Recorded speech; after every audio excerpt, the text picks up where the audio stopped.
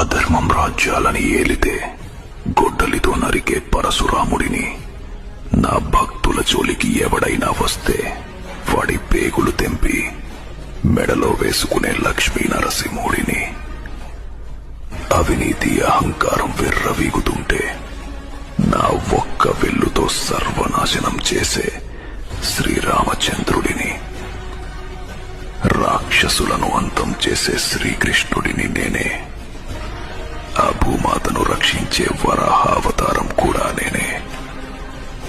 నేనే శివుడుని, నేనే బ్రహ్మాని, అన్ని లోకాల్లో నేనే, ప్రతి అణువులోనూ నేనే. ఈ సృష్టిలో ఉన్నది నేనే, ఈ సృష్టి అంతా నేనే.